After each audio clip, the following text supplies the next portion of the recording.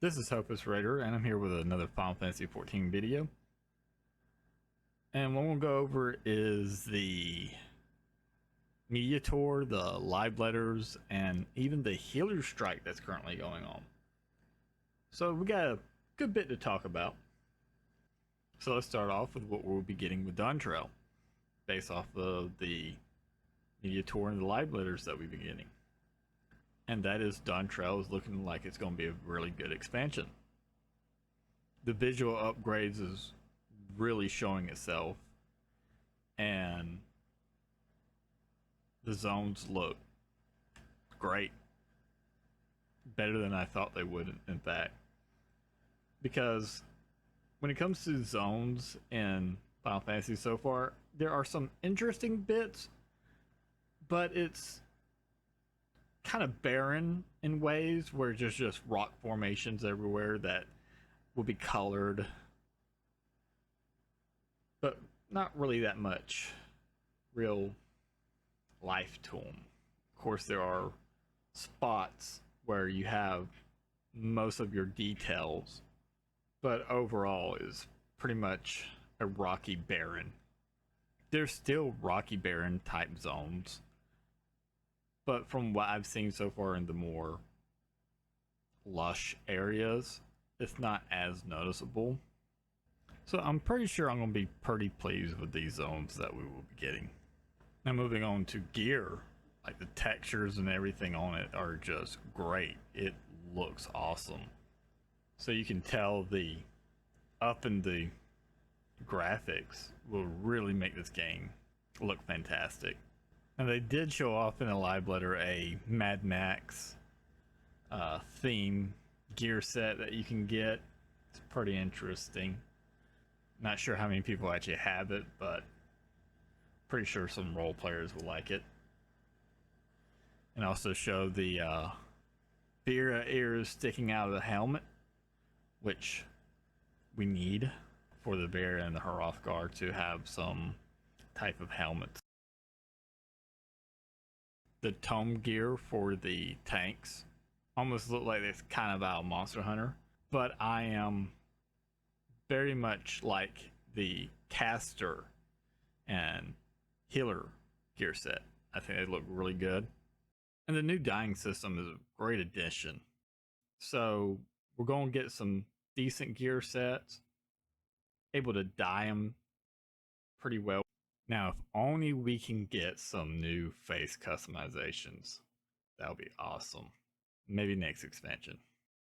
Now, as for the mounts, with the new flying animations where they'll sway side to side, which is great to give it a little bit more visual pleasing effects.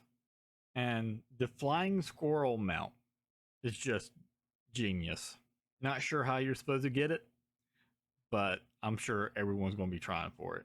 Now, the premise for the story for Dawntrail seems to be okay, with the recent launch trailer giving us a little bit more insight to the story. But like with the Endwalker launch trailer, they don't quite show the context for what you're seeing in the trailer. Based what I get from the story is that we go there, we help Wak Lamat to become the new Dawn Servant. And the other people that are in it, some of them seems okay. And you got the obvious warmonger that you saw, or should I say that Wak Lamat talked about. And I don't really quite feel like he's kind of like the villain. I think he's just kind of like a red herring almost. Like, hey, look at this guy. But he's not really the real in-game threat. Could be wrong. This is just speculation. And that the City of Gold is, of course, as it was kind of showing in the launch trailer, the technological city is probably that. And the Dawn Servant themselves is probably more like a guardian of the knowledge of that city, is how I would have thought at first. Like, you can go any directions with your predictions of the story. Just like with the Mysterious Maiden, You don't know if she's an ally, an adversary. We just don't have enough information on that one to really draw a conclusion of her role in the story. So I would say the elements for the story of it being intriguing is definitely there.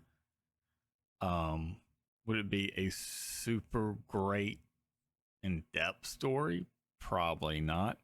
Could this be a good like one shot? No. Not quite a tie-in story for a greater arc or anything like that. That would be good, actually. Now, I forgot his name, but the Makote dude that is taking part in it, and he seems to want to advance technology within their society.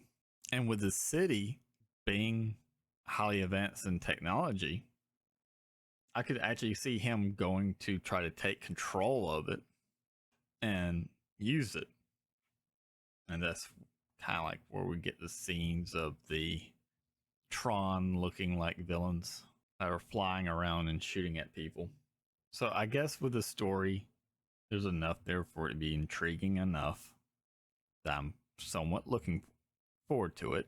At the end of the last patch, I kind of wasn't. It was like, it's something to do, I guess. But it's looking to be a little bit better than I originally thought. But I'm still not expecting it to be a riveting story. So I'm going to keep my expectations somewhat on the lower side and hope that with us having to be around Walkman a lot, that they're not too annoying, because I do not like this character when they were first introduced. I don't know if it's the English translations for them, but their character just seems annoying to me. It's kind of like how I felt with Alpha Node was introduced in Realm Reborn, where he was just annoying. He always thought he was in the right, and he's like, what, 14? Like, you just want to just slap him in the back of the head all the time when he spoke. But over time, he does grow on you. But I think they're just trying too hard with Wachlamat. Like, you had to like this character. They're wacky and got a good cause behind them. I just think they're trying a little too hard with it. Okay, let's talk about some of the job changes, which is gameplay, which is what we'll be doing for a lot of the time. Story's one and done. Gameplay is to the next patch or expansion. Some of the changes I weren't quite happy with. Ninja removing the Huton, making it, well, not really moving Huton. They're removing the buff from Huton to be a passive.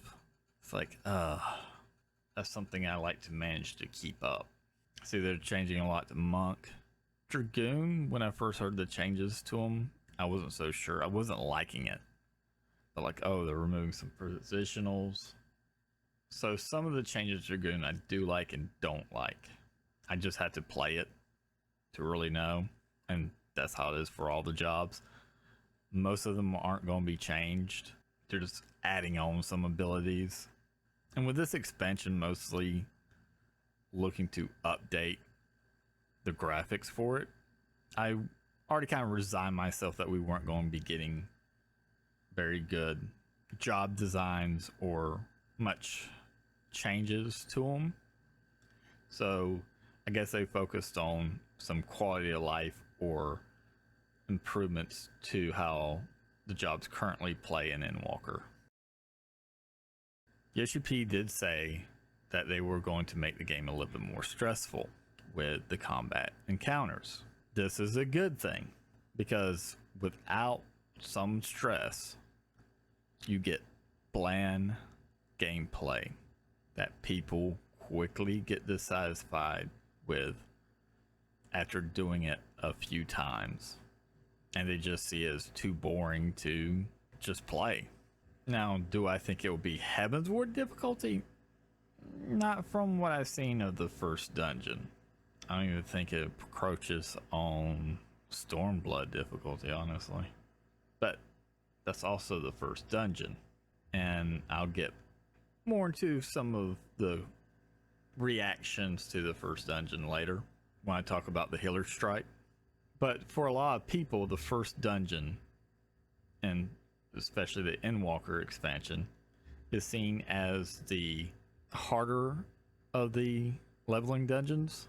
So when they saw the leveling dungeon kind of easy to beat, it really kind of put off some people, thinking that the more stressful combat encounters may not have that much of an impact on the overall difficulty or engagement for some roles.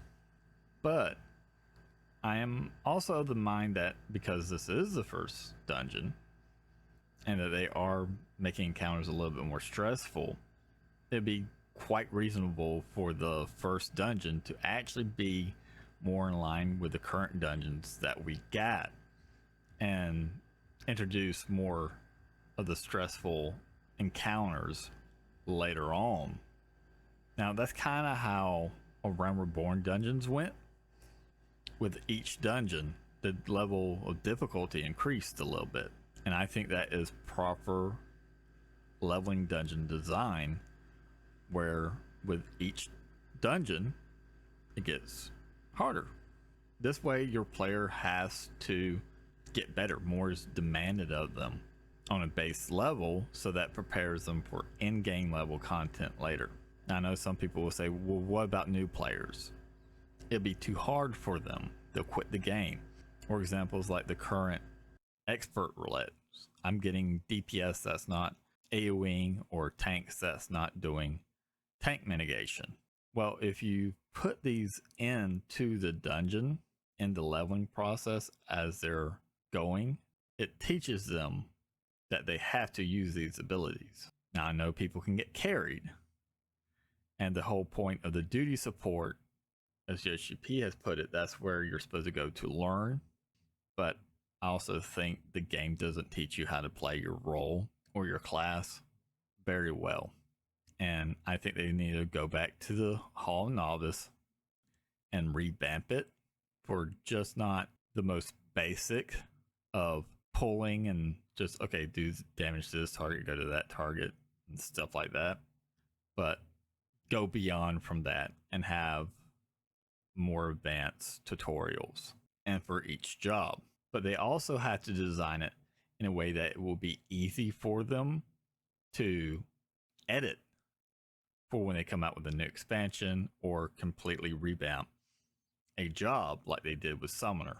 But I think the problem at the moment with job encounters is that they take new players, even though this is 90 to 100, they had 90 levels to learn their role, their jobs. And if they're still struggling after that part, I don't know what to say about them. Because skippers, I can understand because they're skipping to play the current content. And I would also say that skippers shouldn't be catered to either. The skippers are the ones that are taking the risk of jumping ahead without building a foundation. And they're mostly skipping because I want to play with friends. Well, this is a social game. And it is on to those friends to teach them how it's done. Now, does it suck when you get players that don't quite know their toolkits or how to perform their jobs properly when you're in a leveling dungeon? Yeah, especially at the higher end. But that's a MMO for you. To demand that encounters must be easy to the point that even in dungeons that are 90 levels in the game, that it must be done from someone who just picked up the game. I don't think that's a reasonable demand for the simple fact that you got veteran players, people who stick around. Now, the new players may stick around for a year or so, maybe less, but eventually they will get good. Eventually they will learn their role and they jump on, do their roulette, and they're like, this is boring. Yes, you are falling asleep at the content because you are now understanding the game and know how to play it. And this is where you lose veteran players who's been playing the game for a while and is just feeling bored about it. So it's either they have to rely on a constant rotation of new players, because once they get good at it, they'll just drop off. And then you got players that are just bad. And these players could simply be not paying attention, laziness in some cases. And when mistakes happen, let's say they get a phone call while during a boss fight and doesn't do something that they're supposed to. That happens. It's a one-off. But that doesn't make it the norm. And to me, A Realm Reborn had the best setup for dungeons, because it would get harder and over time, but you're also learning more if you're playing a little bit seriously, and you're getting better as you go. I think that is the appropriate mindset to tackle leveling content, not make it super easy all the way through, because that reinforces lazy gameplay. And when you do introduce anything challenging, it's almost like them hitting a brick wall. And then they go to the forums and complain that the game's too hard because they weren't prepared for it. So, like, let's take Elden Ring. There were some people that demanded that they make it easy mode. They denied it. The game difficulty is the game difficulty. It's challenging gameplay. Now, you can make the game easier based on your builds. So if you want an easy DPS class to play in Final Fantasy, if we were to change that over, you could say it'd be Summoner. It's easy to learn. Doesn't take much to master it. There you go. Easy job to play. That's a caster. I don't really get a good example for melee. But if you want to play tank, go warrior. You want a more complex tank, play gunbreaker. So I'm in favor for more stressful encounter designs throughout the whole game. So not just ultimates, not just savage content or extremes. Alliance raids, dungeons, see what the new field expeditions will be like. There should be a level of challenge to all of this, but not only just challenge, but engaging fun play, which all of this is subjectable, of course. What one person might find challenging, another person might not. What one finds fun and engaging, some other might not. So it's a balancing act, but I just think that they haven't had it balanced in a long time. And for like me, once I do something for the first time, okay, yeah, I got it, I understand it. And once it starts to get not just repetitive but boring, it's like, okay, figured it out. There's not much replayability and just to play for fun. And again, as I said, fun is subjective, but I think everyone can see where I'm coming from on this one. So I'm all for more stressful encounter designs. Overall, for this expansion, I actually was thinking about was taking off for this one, not doing it. But from what I've seen with both the story and the gameplay, I think I'll stick around for this expansion. So I'm not super excited, but I'm a little hyped for it. I think it will be an overall good one. Of course, there will be probably some issues here and there. What expansion doesn't have those? But I think overall, it looks to be shaping up to be a good one. So let's move on to the Healer Strike. And I'll cover a few points so you can understand what it's actually about. And it's about getting the attention of the devs to show them how unhappy they are about the state of healers in 14. So for when they do the job reworks in 8.0, So what they're doing is they're going to refuse to queue as a healer or to play it at all and play another role instead, like DPS. And if it has the effect of having longer duty finder queues or not is unknown, but it's very unlikely. So there's two sides of it, those for and against it.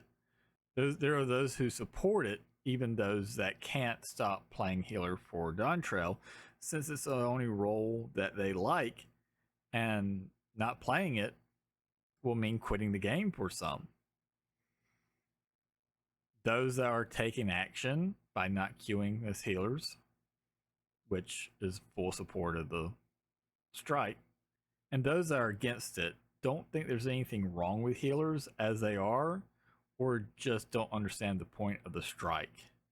And those that don't quite understand it think that this is to delay Dawntrail to make changes to healers before the release, which isn't the case. Some think that the fixes to healers are also means that the jobs like Warrior would lose itself healing, which isn't really the case since they think that it should be nerfed, not take away. It's weird to see people mock a group for trying to get their feedback noticed by the devs, and the way they do it makes them look kind of unintelligent because it shows that they don't really understand the point of what they're trying to do. Because the mocking that they do is really a strong man argument type stuff where they're attacking arguments that the strike isn't even trying to make. Now, for the healers, for years, healers would debate how to make healers more engaging with how current fight designs are, and kind of got two camps of them. One wants more healing, which makes sense since they are playing the healer role, but the other camp doesn't want to turn it into a heal bot and have to have healing non-stop, and would like to see a more engaging DPS rotation instead. But it seems like both camps have come together for a compromise where they're okay with a little bit of both, which seems to me would be the best outcome and would make healers really intriguing. And how to make this come about, they're leaving up to the devs to just work it out. They're not really giving specific examples, although some are, but they're just going to trust the devs to make healers in a way that they're majority healing, DPSing during downtime, but the DPSing that they got isn't just 1-1-1-1-2, 1-1-1-1. It'll be spiced up a little bit with alternative DPS buttons to hit. And they would also like some individuality to each healer job. So you could have the Sage to be the DPSing focus healer. So you can have different flavors and not have them all kind of act the same. Because the homogenization of the jobs is just really not acceptable at this point. As a tank main, I know the feeling of not wanting any nerfs, but the self-healing of tanks do need to be looked at if we can truly just play without a healer. While it's fun to feel like a unstoppable force that can take a hit and keep going, but should tanks be able to clear current group content without any help from a healer? I myself have killed raid and trial bosses after a near wipe where it's just me or with my co-tank, and we just keep going slowly, taking down the boss's HP for the kill. While these moments feel epic, but should I be able to stay alive for 2 or more minutes to do so be a good thing? But I also feel like tanks are not too far behind healers, and that our role isn't as engaging as it used to be, where I just feel like we're a DPS that's a punching bag. We no longer manage threat. Positioning of boss is really not anything we do anymore either. but I think I'll make a separate video to talk about tanks. But for this one, I just want to cover the Healer Strike. So after reading nearly 400 pages from the Healing Strike thread, I'll just add how we got here, which is because not many people play healer. And Square Enix trying to make it appealing to new players, they removed the stress from it. Because it is an important role, and so it does have some stress with it because of the responsibility of keeping the party alive. But really, like tanks, it takes a certain type of person that the support of healing appeals to. So even if a lot of people try healing, it's really those kind of people that will stick with it. But the problem is they kept healer dumbed down from 1 to 90. And it shouldn't be like this, because a DPS levels their skills they use increases. And they get to use all their toolkit. So why does it only healers have to stay newbie friendly? Some might say the healers that brought up the Healing Strike is just a vocal minority, but I know a lot of my friends that are healer mains have brought up these issues to me over the years, and some of them have even quit playing because of it. Never did they say anything in the forums or on social media, just to friends, and when it became too boring, they peaced out. And I feel that's like how it is for anyone who has played healer for a long time. So will the strike have an effect on queue times? Who knows? Maybe not. Will the devs see it and take the feedback from it as something they should really think about while reworking healer jobs for 8.0? Who knows? But it is important to talk about, and not just mockingly dismissing it. But how I personally think healers should be is like in any other game.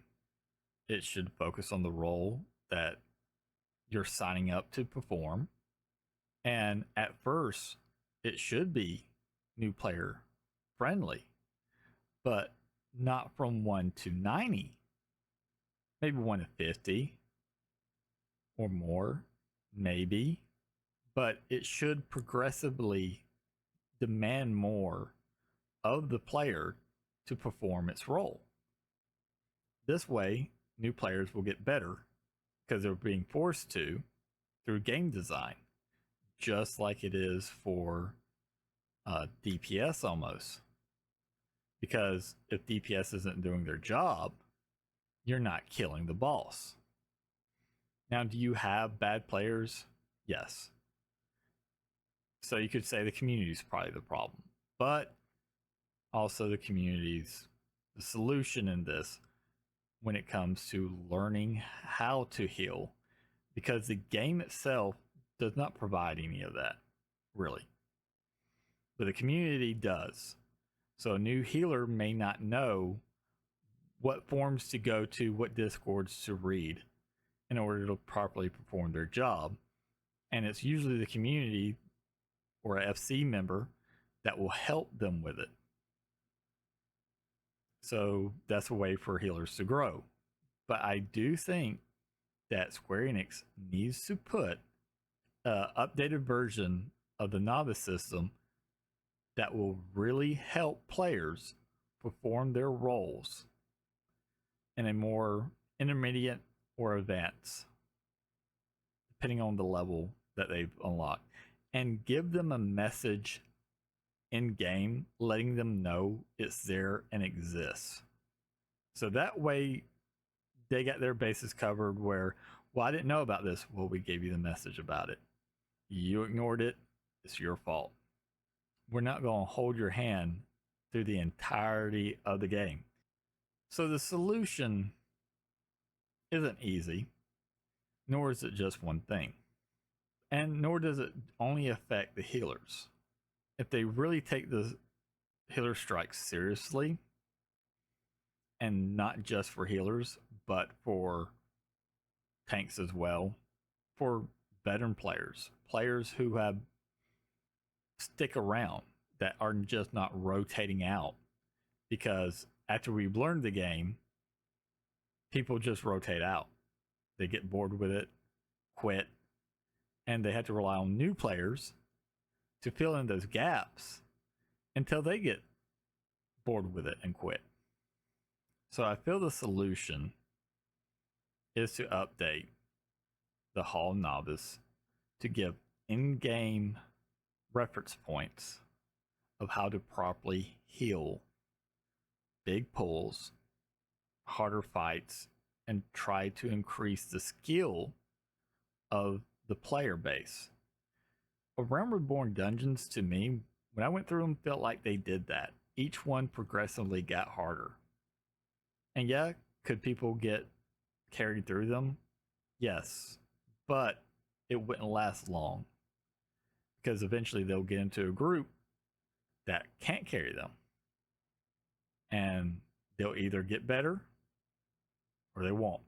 But I can almost guarantee you, especially during Realm Reborn, they got better. And the community helped each other get better. So that's what the FCs are for. And there's another solution is the player base. So you could say the player base is the reason why we're in this mess with the healers, demanding for easier gameplay so that way they can heal. But I also think the player base is also a solution of making these quote unquote bad players, I would just say inexperienced, better. That's my thoughts. If you got anything you want to add to the discussion, leave a comment. This has been Hopeless Raider, and I'll see you in Dawntrail.